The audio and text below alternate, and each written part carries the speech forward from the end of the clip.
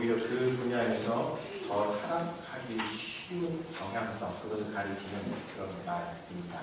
사실 전문가들이 한 사회의 기둥과 같은 존재가 되어야 하는데, 그리고 그 자리에서 자신의 양심을 잘 지켜야 하는데, 오히려 그 분야에서 더 타락하기 쉬운 경향이 있다라고 하는 뜻입니다. 예를 들면 이런 겁니다. 의사이기 때문에 환자에서 고통에 분산해지는 성향을 갖습니다. 왜냐하면 늘 환자들을 보다 보니까 그냥 의뢰 다 힘든 거다 이렇게 생각을 하는 거죠. 그러다 보면 의사라고 하는 직업이 환자와의 어떤 인격적인 만남 이런 것들은 더 이상 불가능해지고 그냥 하나의 고쳐야 될 고장난 물건처럼 비슷해지는 그런 경우들도 있습니다. 의사 자신에게 불행한 일이죠. 한 사람의 생명을 살리는 일은 얼마나 소중한 일입니까? 근데 그냥 사람이 고쳐야 될 물건처럼 이렇게 되어버리면 그것만큼 의사 자신에게 불행한 일이 없습니다. 또 법조인들의 경우에도 위법이나 탈법, 편법에 능해지기가 굉장히 쉽습니다. 저같이 법을 잘 모르는 사람은 그냥 경찰만 지나가면 가슴이 막 떨려요. 운전하다가도 경찰차 보면 너무 잘못한 건가 이런 생각이 드는데 법조인들은 웬만해서는 떨지 않죠. 그리고 탈법, 위법 이런 거를 주로 많이 익히는 사람들은 누구냐면 법을 잘 아는 사람, 법의 맹점을 너무나 잘 알아요. 그래서 최근에 우리 사회에 여러 사회 문제들이 막 드러나고 있는데 특별히 법조인들의 문제 이런 것들이 막 드러나는데 따져놓고 보니까 거기에는 시민들이 그 일을 할 사람 아무도 없습니다. 그냥 법을 너무나 잘 아는 사람. 법의 전문가들이 전부 다 자기들끼리 수덕수덕 해가지고 그런 일들을 법정신에 어긋나는 일들을 하게 되는 그런 성향, 전문가적인 변형이라는 겁니다. 목사에게도 그런 유혹이 있습니다. 목사이기 때문에 맨날 말씀을 가까이 할 거라고 이렇게 생각하지만 쉽지 않습니다. 그러지 않기가 쉽습니다. 오히려 목사이기 때문에 기도 시간이 훨씬 더 형식적이기가 쉽고 말씀을 더 안 읽게 되기가 쉽습니다. 맨날 말씀 얘기하니까 내가 성경을 다 안다고 생각하지만 그렇지가 않은 겁니다. 지금도 성경을 읽다 보면 여전히 내가 잘 몰라서던 말씀, 그 전에 분명히 알고 있었던 말씀인데 전혀 새로운 말씀으로 내게 다가오는 말씀이 있는데도 그런 세계와는 담쌓기가 가장 쉬운 사람들이 목사라는 직업을 가진 사람이다라고 하는 겁니다. 근데 문제는 뭐냐면 이런 전문가들의 잘못은 일반 사람들의 잘못에 비해서 훨씬 더 파괴적인 영향을 지닌다라고 하는 겁니다. 여러분 의사가 만약에 병원에 전염되어 있었다면 어떤 일이 벌어질까요? 그 의사의 진료를 받는 모든 사람들이 전부 다 감염되는 그런 일들이 벌어지게 되겠죠. 하나님 앞에 두려움을 갖지 못한 사람들이 목사로서 있게 된다면 어떤 일이 벌어질까요? 그곳에 하나님의 은혜의 역사가 일어나기가 쉽지 않은 겁니다. 이 유대인들의 문제도 비슷한 면이 있었습니다. 그리고 사실 유대인들에게는 하나님께서 좀 특별한 특권과 더불어서 특별한 사명을 주셨습니다. 일종의 전문가 집단이라고 할 수 있습니다. 하나님께서 유대인들을 따로 떼어 놓으셔서 너희들 하나님이 어떤 분인지 그리고 하나님께서 다스리시는 그 세계가 그 사회가 어떤 사회인지 믿지 않는 사람들에게 잘 보여주어라. 너희들 그런 특권과 책임이 있다. 이렇게 하면서 유대인들을 따로 불러서서 세우셨는데 일종의 전문가와 같은 집단을 이렇게 세우셨는데 이들 자신이 정작 죄에 오염되어 있는 그런 모습을 보였었던 겁니다. 그래서 우리가 신약시대, 새로운 언약시대가 필요했었던 것도 그 구약의 주인공이었었던 구약의 주요 견인차였었던 이스라엘 백성들이 그런 하나님의 뜻을 제대로 잘 살려내지 못한 겁니다. 그들 자신이 하나님의 뜻에 반하는 일종의 전문가였는데 전문가의 변형이 일어나서 하나님의 은혜에 반하는 하나님의 구원의 어떤 소식을 전하는 통로가 되지 못하는 그런 한계가 있었기 때문에 새로운 언약시대를 하나님께서 열어가시게 됐었던 겁니다. 마치 뭐하고 비슷하냐면 병원이 오염된 문제하고 아주 비슷합니다. 여러분 본래 병원은 병을 치료하기 위해서 마련된 곳이고 당연히 그곳은 오염되지 않아야 합니다. 그런데 우리 몇 해 전에 메르스 사태 때 잘 추적해 놓고 보니까 그 근원지가 어디였냐면 병원이 오염되어 있었기 때문에 그렇다는 것이 알려지면서 얼마나 국민들이 어려움에 빠졌습니까? 마찬가지입니다. 교회도 그런 의미에서 대단히 중요한 의미가 있습니다. 교회도 오늘날 믿지 않는 사람들에게 하나님이 어떤 분이신지 전하고 보여줘야 할 책임이 있는데 교회 성도들이 타락해 있다. 교회 성도들이 그런 역량을 잘 갖추지 못하면 오늘 본문에서 이야기하는 것처럼 오히려 유대인들이 하나님께 더 욕을 먹인다라고 하는 이런 어떤 사도 바울의 질책 앞에서 오늘 우리들도 다를 바 없는 그런 사람들이 되어버린다라고 하는 이야기입니다. 우리가 지금 로마서를 앞부분에서 조금 살펴가고 있는데 로마서 전반, 특별히 한 3장 정도까지의 내용에서는 왜 인류가 하나님의 심판을 피할 수 없는가, 왜 복음이 필요한가 하는 것에 대한 설명을 쭉 해나가고 있습니다. 왜 하나님께서 예수 그리스도를 통한 구원의 길을 인류에게 마련하시는가 하는 것에 대한 설명이 앞부분에서 계속 이어진다고 하는 겁니다. 그 이유는 인류가 죄를 범했기 때문에 그렇습니다.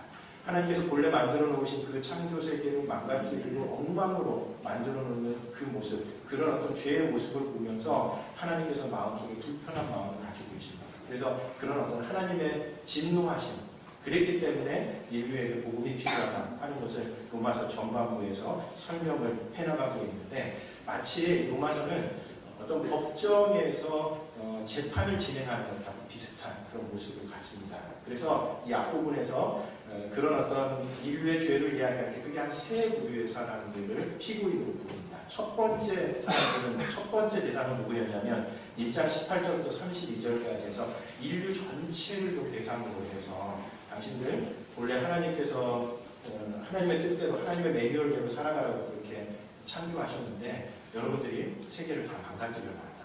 당신들 죄인이다.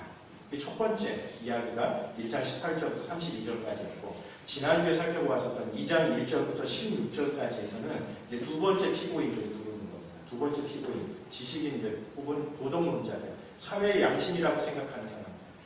역시 말세야. 정말 이 세상이 돌아가는 모습을 보니까 이 인류는 정말 해답이 없는 집단이다. 이렇게 생각하면서 공감할 사람들을 법정으로 불러서 이제 지식인들 혹은 도덕론자들 앞으로 나와라. 이렇게 얘기하면서 그 사람들이 왜 하나님 앞에 죄인인가 하는 것을 설명하는 것이 2장 1절부터 16절까지의 내용입니다. 지식인들도 하나님 앞에서 죄인이다 하는 겁니다. 왜요? 알고 있지만 실천하지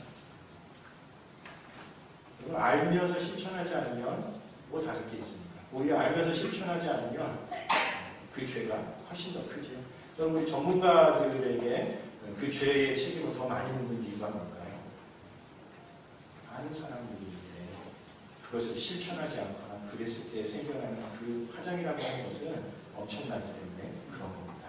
그래서 이 사회 양심이라고 하는 사람들, 도덕론자들, 지식인이라고 하는 사람들이 자신의 위치에 걸맞는 일을 잘 하지 못하고 도리어 그들도 아는 대로 실천하지 않고, 그리고 두 번째로는 그들의 잘못을 지적해도 이런저런 핑계를 대면서 회개하지 않기 때문에 계속해서 뉘우치지 않지 않습니까? 우리들 전문가들 이렇게 TV에 나온 사람들을 보면 양심의 철판을 깔았는지 분명히 잘못했는데도 불구하고 그것에 대해서 눈 하나도 깜빡이지 않고 당당하게 그 모습으로 걸어가는 모습을 보면 저 사람은 하나님께서 그냥 놔두면 정말 세상에 하나님 안 계신 거, 이런 생각이 가득가득 들었습니다.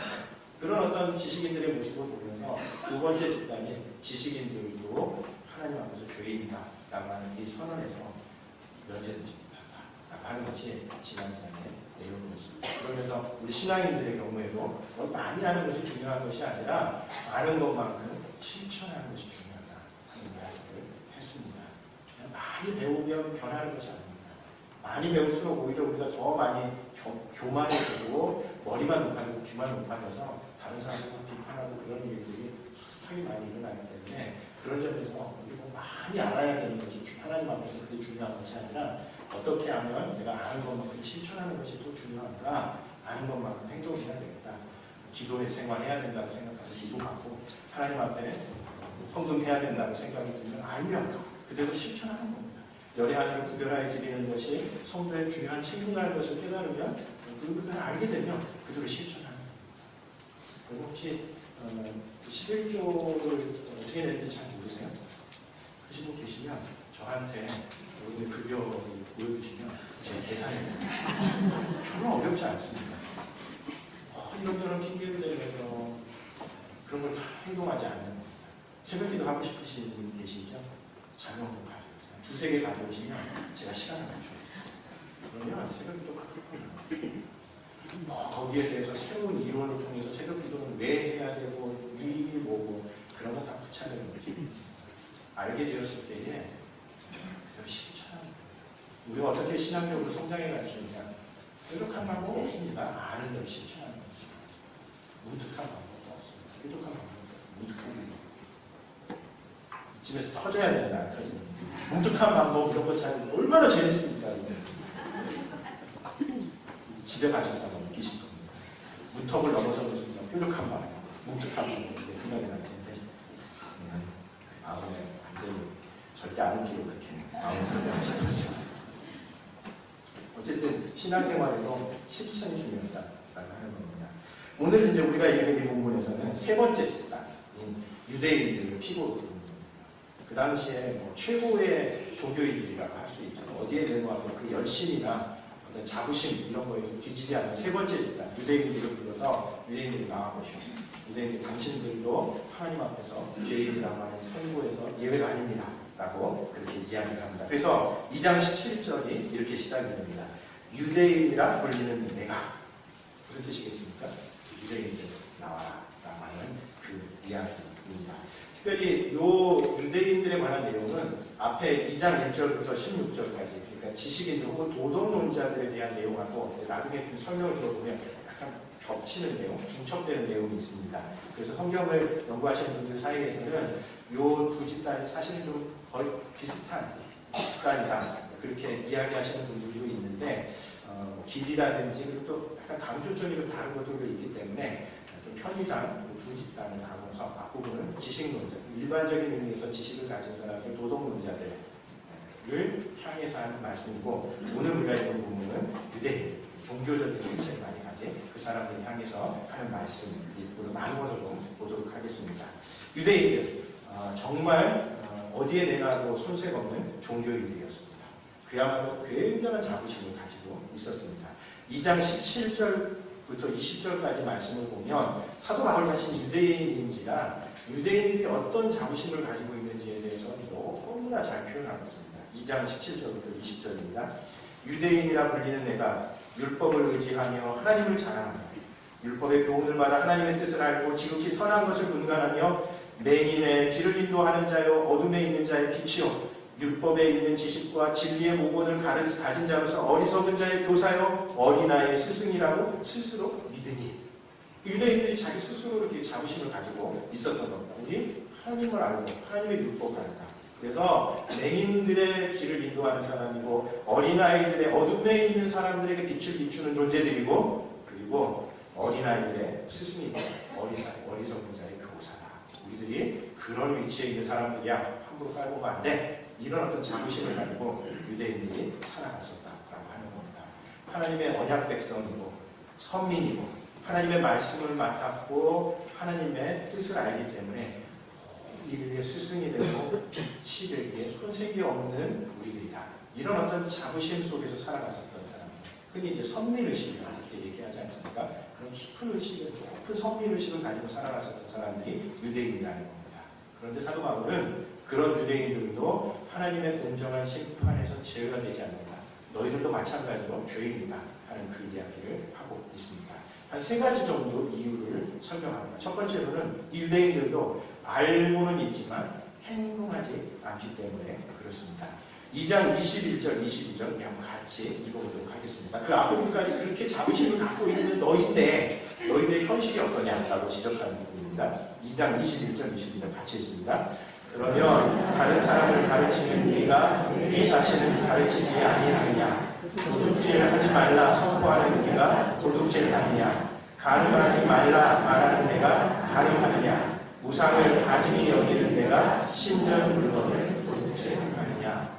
예, 유대인들이 그렇게 어둠 가운데 있는 사람들의 빛이라고 생각하고 우매한 자들의 스승이라고 여기고 있지만 그러나 너희들의 행동을 볼 때에 그렇게 알고 뭐뭐뭐 안 해야 된다고 생각하지만 너희들의 행동을 봐라. 너희들 가운데 실제로 도둑질하는 사람도 있고 가늠하는 사람도 있지 않느냐. 너희들이 알고 있는데 행동하지 않는 게 무슨 차이가 있냐라고 하는 그런 이야기인 겁니다.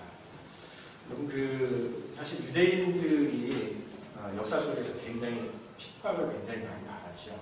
그런데는 유대인들이 이렇게 핍박을 받는 데는 나름대로 좀 이유가 있었습니다. 왜냐하면 그 당시에 이제 유대인들이 날아오는 상황 가운데서 여기저기 떠돌아다니는 있었던 그 상황인데 어느 사회에 가든지 유대인들이 굉장히 탁월한 면이 있습니다.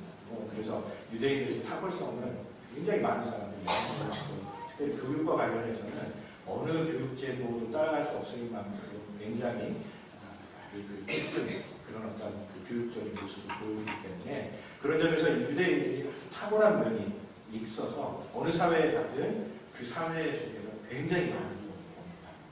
그런데 유대인들이 대단히 독선적이고 돈 많은 구두쇠인 경우가 상당히 많았었던 것 같습니다. 왜냐하면 좀 생각을 해보면 그럴만합니다. 어떤 사회에 이방인, 더군다나 나라 없는 민족으로 가서 살아남는다는 것이 이게 쉬운 일은 아닌지라 그런 어떤 생존 본능 속에서 자연스럽게 아주 동물적인 감각을 키워서 그런 어떤 돈을 버는 유력한 위치에 서기는 하지만 그 다음에 그냥 구두쇠, 대단히 특선적인 이런 어떤 사람들이 살아가는 경우들이 많아서 그런 사람들이 이웃 사람들이 잘 볼 리 없죠. 더군다나 이방인이 자기 사회에 들어와서 그런 위치를 점하면서도 계속해서 독선적이고 돈만 한다, 구두쇠다 이러면 주변 사람들이 그걸 좋게 볼 리가 없는 겁니다. 그래서 이 베니스의 상인의 샤이니라고 하는 이 유대인이 나오는데 이 사람이 전형적입니다. 그래서 히틀러가 어느 날 갑자기 등장해서 우리 앞으로 유대인들을 미워합시다. 이래서 유대인들이 미움을 당했었던 것이 아니라 물론 그런 면도 있죠. 히틀러를 제가 옹호하려고 하는 게 아닙니다.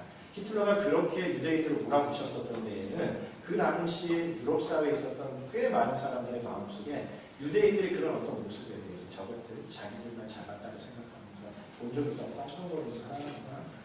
뭐 자기들도 저런 자기들이 없다. 이렇게 생각했었던 마음들이 사람들에게 팽배해 있었던 겁니다.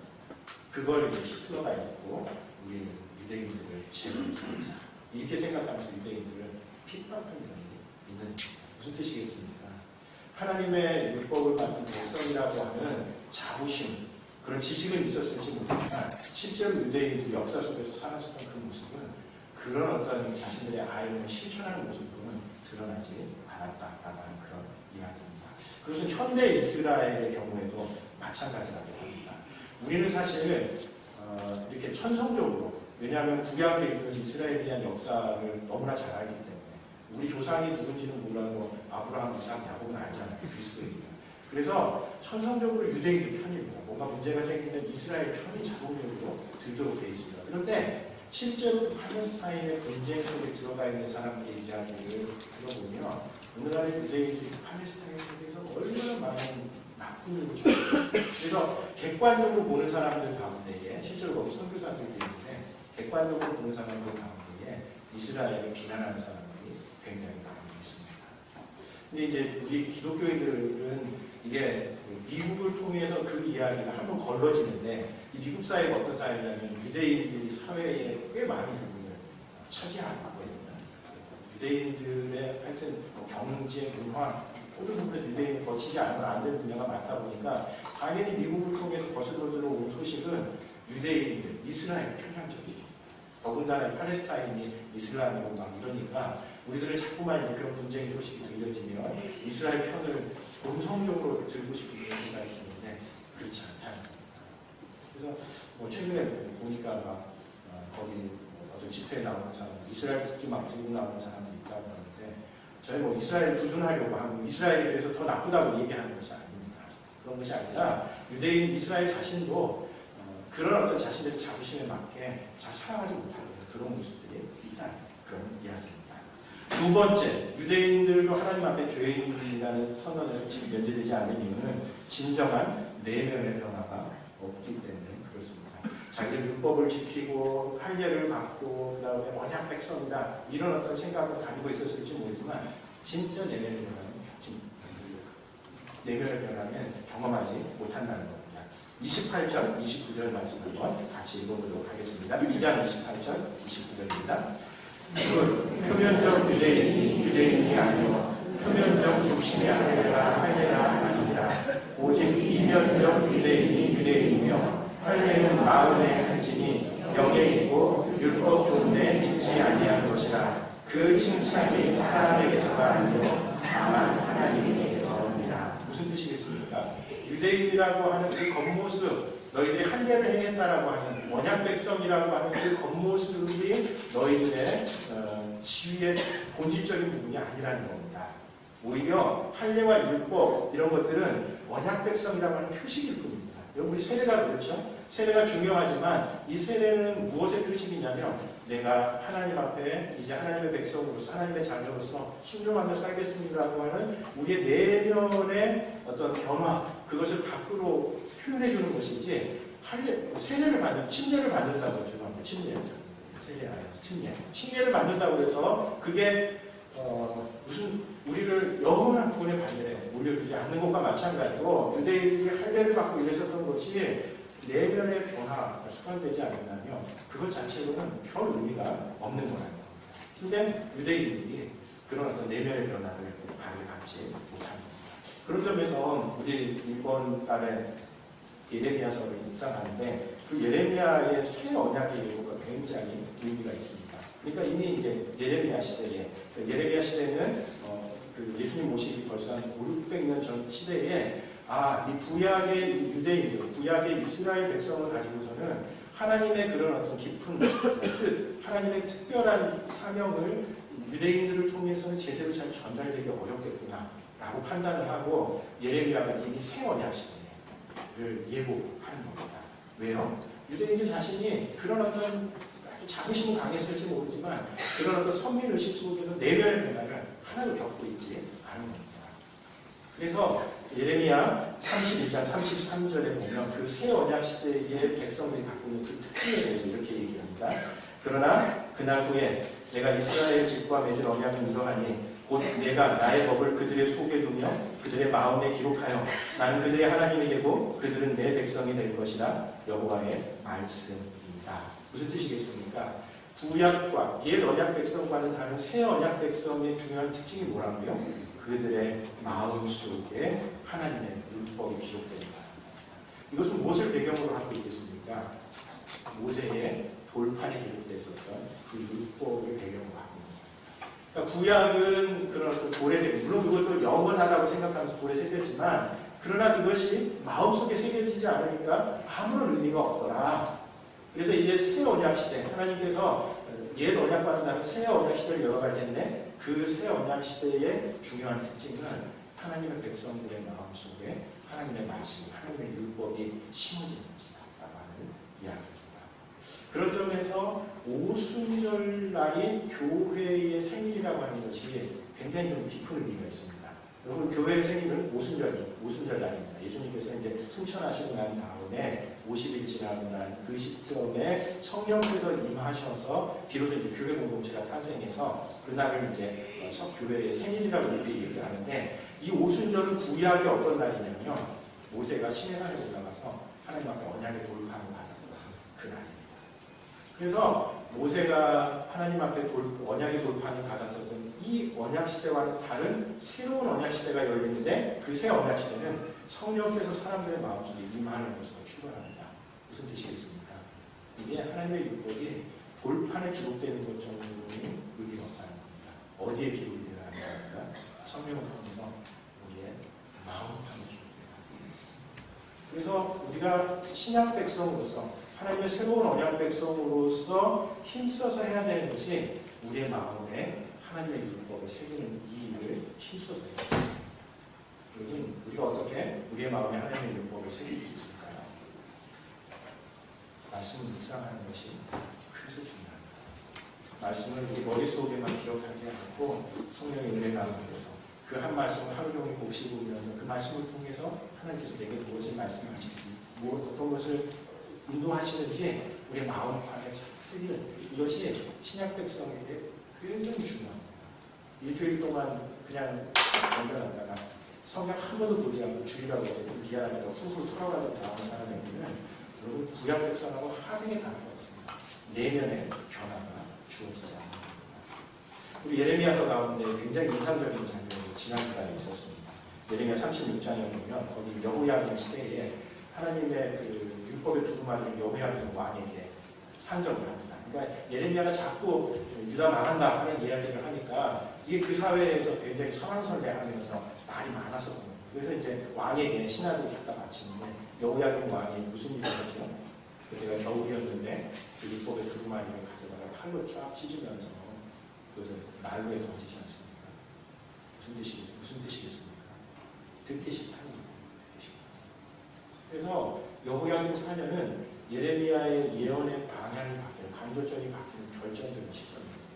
여호야김 왕이 그렇게 율법의 두루마리를 칼로 쫙 찢으면서 난로에 넣는 것을 보면서 예레미야의 예언은 그 이전에는 너희 길과 행실을 바르게 하면 이 땅에서 오래 살 것이다 라고 하는 것이 예레미야의 공식적인 메시지였는데, 이 사건이 있고 난 다음에 예레미야 메시지는 너희가 바벨론을 먹어야 라고 하는 메시지로 바뀝니다. 더 이상 하나님의 말씀을 받아들이지 않는 백성들에게 희망이 없다는 그런 의미입니다. 프란츠 카프카는 우리에게 필요한 책은 우리의 마음을 편안하게 해주는 책이 아니라 우리에게 상처를 주고 가슴을 후련하는 책, 머리를 한 대 맞은 지 정신이 번쩍나게 하는 책, 우리를 강타하는 책, 깊이 애통하게 하는 책이라고 그렇게 얘기합니다. 우리 힘든 시대를 살아가다 보니까 좀 달콤한 이야기에 자꾸만 현혹이 되는데, 여러분 진짜 우리에게 유익한 책은 어떤 책일까요? 우리를 아프게 하는 책, 우리의 가슴을 후련하는 책, 그 말씀 앞에 우리 눈물을 흘리게 하는 책, 그래야 우리 내면에 변화가 주어질 것입니다. 그래서 여러분, 때로 하나님께서 우리에게 아픈 말씀을 하시는 거, 하나님께서 우리를 사랑하셨을 것이다, 정말 우리에게 필요한 책이다, 그 말씀, 그런 생각 속에 감사함을 받아들이시기 바랍니다. 이 여호야김 왕은 아픈 책 받아들이지 않습니다. 듣기 싫어! 이러면서 그 말씀을 갈기갈기 찢어서 불쏘시개로 사용합니다. 이 시대는 더 이상 소망이 없는 그런 시대거든요. 유대인들의 세 번째 문제는 이런저런 핑계를 대면서 자기 자신을 합리화하기 때문에 그렇습니다. 아까 지식인들, 도덕론자들의 잠깐 약간 겹치는 부분이 그런 부분에 있다고 보여집니다.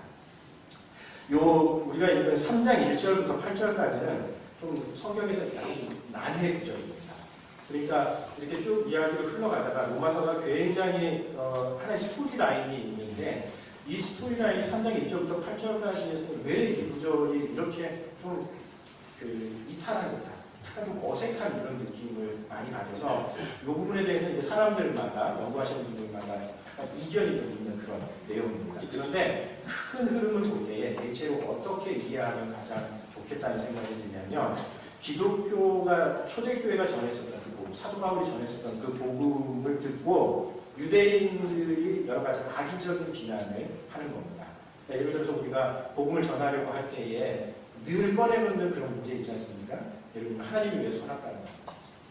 그 다음에 삼위일체, 세상에 그렇게 어딨어? 하나님에서 세계에 있는데 세상에 어딨어? 이렇게 생각하면서 악의적인 비난을 허묻는 그런 사람들이 있죠. 그것과 마찬가지로 그 당시 유대인들 가운데에도 하나님께서 우리에게 복음을 통해서 구원의 길을 열어주셨습니다. 당신들도 구원에 와야 됩니다. 이렇게 얘기할 때에 유대인들이 그것에 대해서 마음에 딱 철통 같은 벽을 치고 몇 가지 말이 안 된다고 생각하면서 비난하고 있는 것을 사도 바울이 인용하고 있는 그런 내용입니다.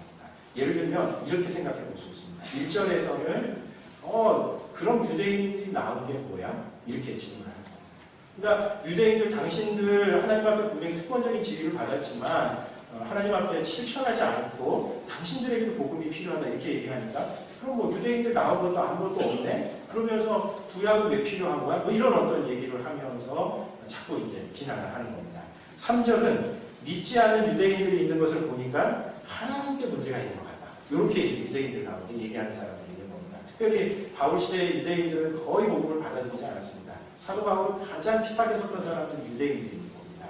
그러니 그 모습을 보면서 하나님이 제대로 된 분이라고 하면 구약의 백성들인 유대인들이 가장 먼저 예수를 받아들였어야지, 예수를 십자가에 못 박는 것을 보니까 너 전하는 하나님의 문제 있는 거 아니야? 이렇게 얘기하는 거고, 5절에서는 만약 유대인들이 그렇게 하나님 앞에 불순종하고 불의하는 것이 하나님의 의를 드러낸다고 한다면 하나님은 유대인의 심판해서는 안 된다.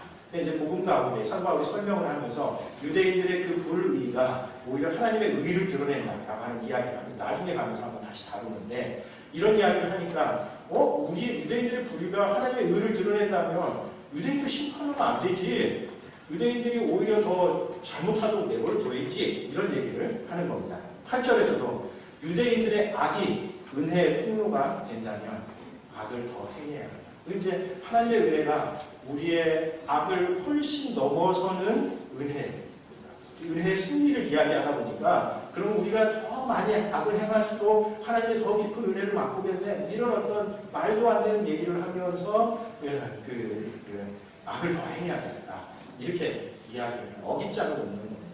너희들 말이 안 돼, 이런 이야기를 하면서 알량한 성경 지식이나 신학 이론을 들이대면서 하나님께 순종하지 않으려고 하는 그런 모습. 야, 나랑 핑계를 대는 말도 안 되는 거 하지 마, 이러면서 복음 받아들이지 않으려고 하는 그런 모습을 이야기하고 있는 그런 부분입니다. 여러분, 사실 성경에는 모순되는 게 되게 많습니다. 읽다 보면 저도 읽다 보면 앞에서 했던 얘기하고 뒤에서 했던 얘기하고 달라지는 경우가 있습니다. 물론 그것을 합리적으로 설득해 가기 위해서 좋은 설명도 해야 되고 납득시키는 것은 되게 중요하지만 기본적으로 성경은 우리들에게 모순이 없다고 얘기하지 않습니다. 왜 그럴까요? 그것은 우리의 삶에 온갖 모순과 역사, 패러독스를 가져가야 됩니다. 만약에 성경이 내가 다 합리적으로 이해할 수 있는 책이고 하나님이 그런 하나님이라면 우리는 그런 하나님 믿을 필요 없습니다. 왜냐하면 내가 그냥 다 판단해서 나오는 거죠. 그러나 기독교가 적어도 2000년 이상 그 역사가 이어져 왔었던 데, 그리고 구원사 전체를 잡아서 정말 6,000년, 7, 8,000년 혹은 인류가 시작된 그 시점부터 기독교 신앙이 생명력을 이어올 수 있었던 것은 우리 삶의 모습과 패러독스를 설명해 줄 수 있기 때문에 그렇습니다. 제가 최근에 이제 그리스도인들 가운데, 좀 젊은 그리스도인들 가운데에 페미니즘에 되게 관심이 많은 사람들이 꽤 많습니다. 이 사람들이 갖고 있는 근본적인 도전, 누군가는 한 번쯤 넘어서야 하는 도전 가운데 하나가 뭐냐면, 성경이 이게 대단히 좀 남성 중심적으로 그려져 있는 이 모습을 보면서 많은 사람들이 이것 앞에서 좌절하고 기독신앙을 버리는 사람들이 꽤 많이 있습니다. 이제 그 사람들에게 이제 잘 설득하는 것이 목회자나 이런 사람들이 갖고 있는 중요한 책임 가운데 하나죠. 그러나 근본적으로 성경은 우리들에게 별로 친절하지 않습니다. 만약에 성경이 페미니즘을 가지고 있는 사람들이 다 이해하도록 성경이 기록되어 있다면 그 성경은 그냥 앞으로 10년, 20년만 유효할 겁니다. 2000년 이상 성경이 많은 사람들에게 그의 삶의 신비와 역사를 풀릴 수 있었던 것은 그 안에 많은 신비와 역사를 담는 것입니다. 한때 70, 80년대, 90년대 그리스도인들 가운데 사회참여를 굉장히 힘주어 얘기했었던 사람들이 비슷한 부분을 했습니다. 성경이 있는 자들 편을 드는 것 같은 그런 구절들 앞에서 꽤 많은 사람들이 기독교를 떠났었습니다. 그럼 지금 와서 이렇게 돌이켜보면 그 시대는 지나갔다. 만약에 성경이 정말 그런 어떤 사회 구조에 관심을 갖는 사람들이 전부 납득할 수 있도록 성경이 기록되었다면 오늘날 우리 시대의 삶의 모습과 문제를 해결해 주지 못했습니다. 그런 점에서 성경은 우리가 그냥 이런저런 한두 가지 우리의 알량한 신학적인 지식을 가지고 성경에 대해서 왈왈해서는 안 됩니다. 특별히 이런 어떤 유대인들의 태도, 자기 자신을 과신하면서 합리화하는 것을 자기의라고 그렇게 부릅니다. 나는 의로와, 나는 모든 것을 다 이뤘고 다른 사람들은 내가 다 갖춰야 돼, 다 내 앞에서 다 머리 숙여, 이런 어떤 자세를 가지고 하는 것, 자기의입니다. 유대인들이 특별히 그런 면에서 자기의를 가지고 있었던 거고, 예수님이 자기의에 대해서 굉장히 많은 비판을 합니다. 왜 그런가? 그것은 유대인들의 자기의가 유대인들의 문제만이 아니라 모든 그리스도인들에게, 모든 종교인들에게도 자기의에 빠질 수 있는 가능성이 굉장히 많기 때문에 그렇습니다. 마태복음에 보면 예수님께서 한 2장, 3장에 걸쳐서 독사의 자식들아 이렇게 얘기하면서 바리새인들, 유대교의 종교 지도자들을 향해서 그들의 잘못에 대해서, 그들의 위선과 자기의에 대해서 굉장히 길게 예수님께서 책망하시는 그 구절을 마태는 꼼꼼히 기록을 하고 있습니다. 우리가 생각할 때는 이런 건 없어도 될 것 같아요. 근데 아무 관계없는 얘기예요. 유대인들의 이야기인데 왜 그렇게 길게 기록하고 있을까? 그것은 그 당시 초대교회 성도들 가운데, 특별히 유대교적인 배경을 가진 사람들 가운데는 유대교의 율법주의와 자기의적인 신앙으로 또 기독교 신앙을 할 수 있는 가능성들이 굉장히 많았기 때문에 그렇습니다. 그래서 그 유대인들에 대한 모습을 보면서 오늘 우리들은 그렇지 않은지, 하나님 앞에 세운한 백성인데 유대인들과 똑같은 그런 자기의의 모습들을 가지고 살아가고 있지는 않은지 우리 자신을 돌아보라는 의도가 그 마태복음의 그 기록 가운데 담겨져 있는 겁니다. 여러분, 자기의는 오늘 우리 그리스도인들이 굉장히 경계해야 돼요. 특별히 신앙의 지위가 높아지고 신앙생활이 오래될수록 경계해야 될 그런 문제입니다. 왜요? 자기의에 빠진 사람들에게는 발전이 없습니다. 왜냐하면 자기는 다 완벽하게 이루었기 때문에. 다 다른 사람들이 나보다 부족하다고 생각하는 사람들이 뭘 배울 게 있겠습니까? 성장하지 않습니다. 그러나 이런 사람들에게는 발전이 없습니다. 그럼 세상에서 제일 무서운 사람은 이 책 한 권 읽는 사람이라고 얘기하지 않습니까? 책 한 권만 읽으면 세상의 모든 문제는 진짜 단순합니다. 모든 문제는 다 그게 해결됩니다. 그러나 여러분, 책 한 권만 읽는다고 해서 세상의 모든 문제는 다 해결됩니까? 인생의 그 모든 패러독스와 역설과 신비와 연애, 그 모든 것들을 어떻게 책 한 권으로 지금 내가 가지고 있는 그 모든 것을 다라고 생각하면서 갈 수 있습니다. 신앙인들 가운데 자기 의에 빠진 사람이 굉장히 많습니다. 발전하지 않습니다. 자기의 의가 가지고 있는 문제입니다. 자기의 두 번째 문제는 공동체를 망가뜨립니다. 왜냐하면 끊임없이 다른 사람들을 비판합니다. 자기는 틀린 게 하나도 없고 모든 것들은 다 다른 사람들이 잘못한 사람입니다. 요즘 가난한 성도들이 되게 많이 늘어납니다. 이제 가난한 성도가 어떤 사람들인지 아시죠? 안 나가, 교회 안 나가는 사람들은 이제 나 교회 안 나갑니다 이렇게 얘기하면 좀 쑥스러우니까 저 가난해서 안 나가고 그런 가난한 최근에 교회 안 나가는 사람들이 굉장히 많습니다. 그 사람들이 두 번 상처를 받습니다. 한 번은 교회에 말도 안 되는 모습들을 보고 상처를 받습니다. 자기들끼리 모여가지고 기도하고 이러면서 하나님께서 우리를 세상의 희망으로 삼으셨다고 얘기하는데 세상 사람들은 거기에 대해서 콧방귀를 끼지 않습니다. 너희들이 마찬가지 이렇게 얘기하는 모습을 보면서 한번 실망을 하고 새로운 교회 공동체를 찾습니다. 개혁적인 사람들을 이루어진 교회 공동체를 찾아가는데 개혁적인 사람들로 모인 교회는 분란이 났습니다. 왜냐하면 자기가 가졌었던 워낙 자기 생각들이 강하다 보니까 그 생각에서 조금만 어긋나면 용인을 하지 않아요. 아주 작은 문제인데 그 그냥 서로 익스큐즈하고 약간 사과한다든지 약간 조정하면 얼마든지 풀어갈 수 있는 문제인데 여기에 대해서 자기 의를 가진 사람들은 절대 양보하지 못합니다.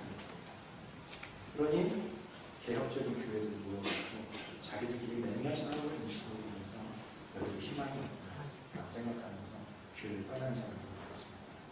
자기 의에 빠진 사람들은 공동체에 적응하죠. 어떻게 내가 가지고 있는 이 세계가 전부 다라고 생각하죠. 내가 몇 년 혹은 몇십 년 신앙생활 했었던 것이 하나님의 전부입니까? 아닙니다. 우리가 영원히 그 하나님의 묵상하고 그 하나님의 경험으로 그 하나님의 세계는 다 있습니다. 그러니 어떻게 몇 년 신앙생활을 내가 답을 다 가지고 있다는 그런 오만한 태도를 피울 수가 있습니다. 우리 신앙인들도 마찬가지입니다. 하나님을 더 많이 알아갈수록 겸손해져야 한다는 그런 말입니다. 그런 점에서 사도 바울이 우리들에게 큰 귀감이 됩니다. 왜냐하면 사도 바울이 평생 구도자로 살았기 때문에 그렇습니다. 빌립보서 3장 12절 말씀에 우리가 잘 아는 말씀입니다. 내가 이미 얻었다 함도 아니요 온전히 이뤘다 함도 아니라 오직 내가 그리스도 예수께 잡힌 바 된 그것을 잡으려고 달려가노라. 빌립보서는 사도 바울의 인생의 그 황혼기에 기록된 서신이 그렇게 알려져 있습니다. 우리 시대로 따지면 50대, 60대 정도 나이에도 여전히 사도 바울은 내가 하나님 앞에 더 달려가야 할 것이다. 그 하나님의 세계를 더 알아야 할 것이다. 라는 그 생각을 가지고 살았었던 사람입니다. 하나님 앞에서 겸손하게 살아가고 유대인처럼 자기에게 빠지지 않고 하나님 기뻐하시는 겸손한 하나님의 백성을 살아가는 주님들 되시길 바랍니다. 기도하겠습니다. 주님, 오늘 유대인들의 잘못을